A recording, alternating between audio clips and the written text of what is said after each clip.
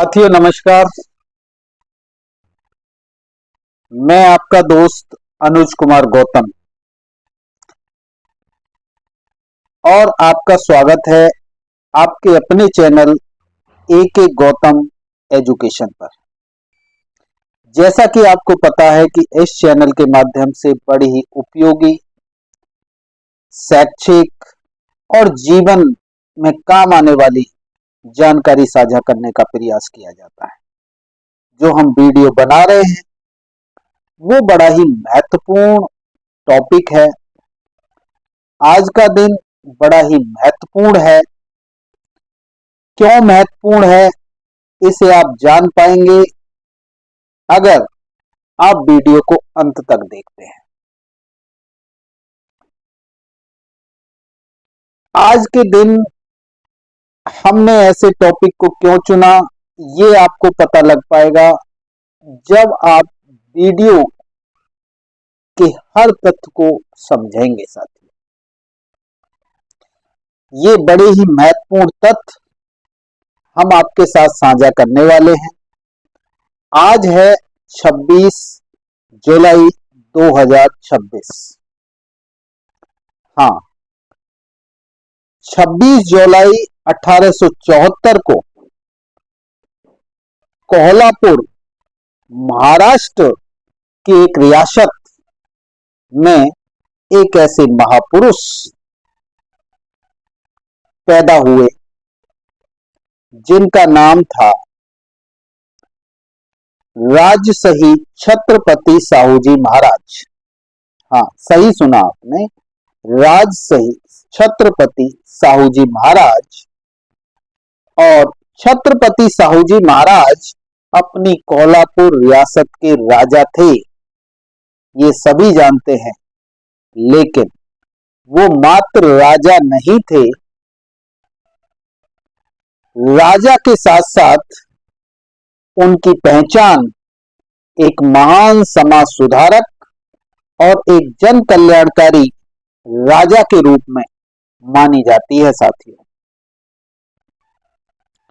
भारत के लिए, अपनी रियासत के लोगों के लिए उन्होंने क्या क्या दिया, आज हम उस पे चर्चा करने वाले हैं। जिन समस्याओं के समाधान के लिए आज की सरकारें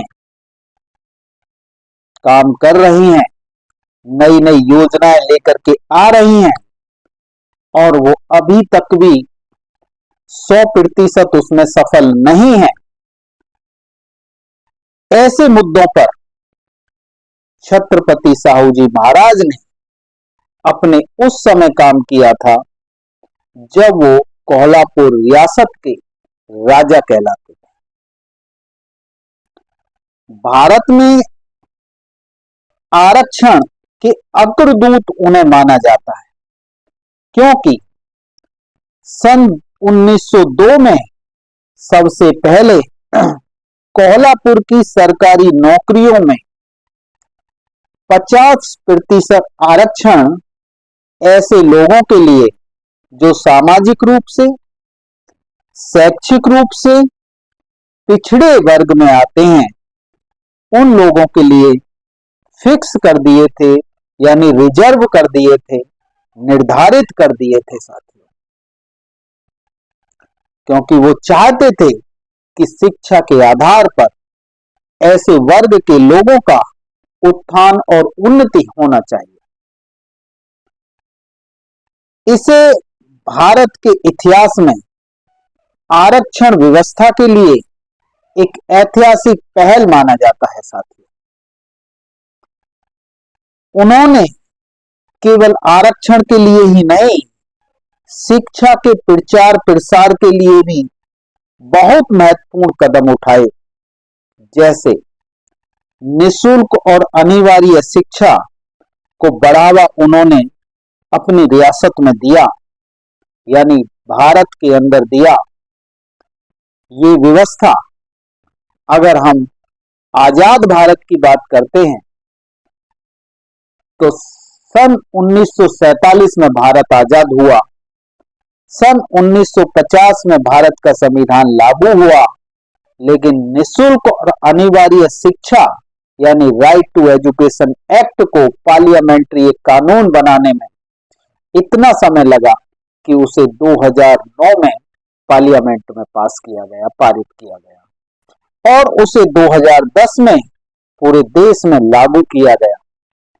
लेकिन हमें सोचना होगा कि ऐसे समाज सुधारक छत्रपति साहू जी महाराज, जिन्होंने अपनी रियासत में ये व्यवस्था उस समय कर दी थी जिस समय इसकी कल्पना लोग नहीं कर पा रहे थे।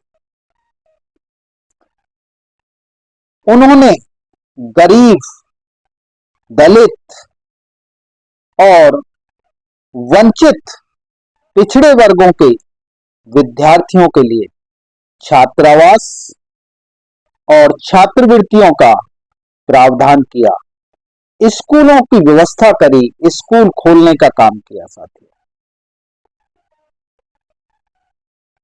वे सामाजिक समानता के भी अग्रदूत माने जाते हैं।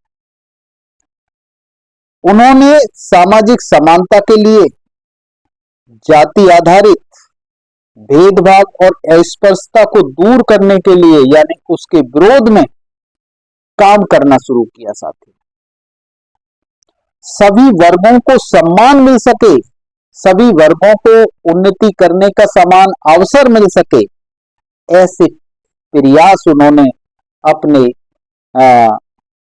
राज्य व्यवस्था के अंदर किया। साथियों, महिलाओं के सशक्तिकरण के लिए जो आज की सरकारें भी तरह तरह की योजनाएं लेकर के आती हैं, महिलाओं के सशक्तिकरण पर भी राजश्री छत्रपति साहू जी महाराज ने काम किया। साथियों, जैसे बाल विवाह जैसी कुरीतियों पर उन्होंने विरोध करना शुरू किया, उनको रोकने का काम किया। विधवा पुनर्विवाह के प्रचार प्रसार के लिए यानी विधवा पुनर्विवाह को स्थापित करने के लिए उन्होंने भरसक प्रयास किए। उसको सुधारने का प्रोत्साहन छत्रपति साहू जी महाराज को जाता है। साथियों, तो आज हम उनकी जन्म जयंती पर उनको नमन करते हैं और उनकी जीवन शैली में उनके योगदानों को याद करते हैं। साथियों, इस वीडियो के माध्यम से क्या ये जानकारी आपको अच्छी लग रही है? अगर अच्छी लग रही है तो लाइक करें, अपने साथियों के साथ साझा करें। अभी तक चैनल सब्सक्राइब नहीं किया है तो साथियों, इस चैनल को सब्सक्राइब करके बेल आइकन को दबाना ना भूलें। ऐसे महापुरुष को क्या हमें याद नहीं करना चाहिए? ऐसे महापुरुष की जन्म जयंती पर उनके योगदान को हमें याद नहीं करना चाहिए? क्या केवल हम ऐसे महापुरुषों को मात्र पूजनीय बना करके छोड़ दें, या उनके योगदानों को, उनकी विचारधाराओं को अपने जीवन में उतार करके अपनी जीवन शैली में उसका प्रभाव दिखाई दे, इस तरीके का काम हमें करना चाहिए। साथियों, चलिए और आगे जानते हैं कुछ योगदानों को। किसानों और मजदूरों के लिए यानी उनके हित में भी कल्याणकारी उन्होंने बहुत से कदम उठाए, जैसे प्रशासन में जन कल्याणकारी योजनाओं का लाना और प्रशासन को उत्तरदायी ठहराना। ऐसे प्रयास उनके थे। साथियों, जिस उत्तरदायित्व के लिए, जिस अकाउंटेबिलिटी के लिए आज तक देश की जनता सफर कर रही है, आज तक देश की जनता आवाज उठा रही है, वो अभी तक 100% नहीं मिल पा रहा है। तो साथियों, उस समय जब हम 19वीं शताब्दी की बात कर रहे थे, जब उनका जन्म 1874 में हुआ था, तो आप सोच सकते हैं कि उस समय उस व्यवस्था को लाने का काम उन्होंने किया था। तो ऐसे महापुरुष को हम नमन करते हैं। साथियों, डॉक्टर भीमराव रामजी अंबेडकर जी के सामाजिक आंदोलन और शिक्षा को महत्वपूर्ण सहयोग छत्रपति साहू जी महाराज ने दिया था साथियों। जो डॉक्टर भीमराव अंबेडकर जी ने सामाजिक समानता के लिए आंदोलन किए थे, जो शिक्षा के प्रचार प्रसार के लिए आंदोलन किए थे, शिक्षा के लिए वो एक आदर्श बनकर खड़े हुए थे, ऐसे आंदोलनों को उन्होंने सपोर्ट किया था साथियों, सहयोग दिया था। बहिष्कृत समाज की आवाज को मजबूत करने का काम छत्रपति साहू जी महाराज ने किया था साथियों, और उनके बहुत से महत्वपूर्ण योगदान हम उनके प्रेरणादायक विचारों से समझ सकते हैं कि वो किस विचारधारा के व्यक्ति थे, उनका व्यक्तित्व कितना बड़ा था, वो कितने समानतावादी और मानवतावादी थे साथियों। तो जानते हैं उनके महत्वपूर्ण प्रेरणादायक विचार। नंबर 1, शिक्षा ही सामाजिक परिवर्तन का सबसे बड़ा साधन है, ये छत्रपति साहू जी महाराज ने कहा था। शिक्षा ही सामाजिक परिवर्तन का सबसे बड़ा साधन है। और दूसरा, समान अवसर के बिना सामाजिक व्यवस्था को ठीक नहीं किया जा सकता, ये उनका दूसरा विचार। तीसरा विचार, राजसत्ता का उद्देश्य जनता का कल्याण होना चाहिए। राजसत्ता का उद्देश्य जनता का कल्याण होना चाहिए। तो क्या अब यहां क्वेश्चन खड़ा होता है, क्या आज की जो हमारी सत्ता है, आज की जो हमारी सरकारें हैं, क्या उन सब का ये ही उद्देश्य है? अगर है तो अच्छी बात है, नहीं है तो ऐसे महापुरुष के विचारों से उन्हें सीख लेनी चाहिए और व्यवस्था को परिवर्तित करना चाहिए, जिससे कि हर निचले स्तर के व्यक्ति का कल्याण हो सके।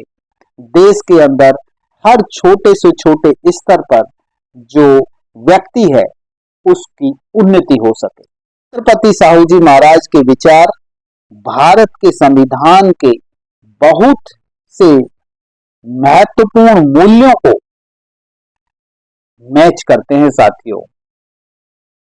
जैसे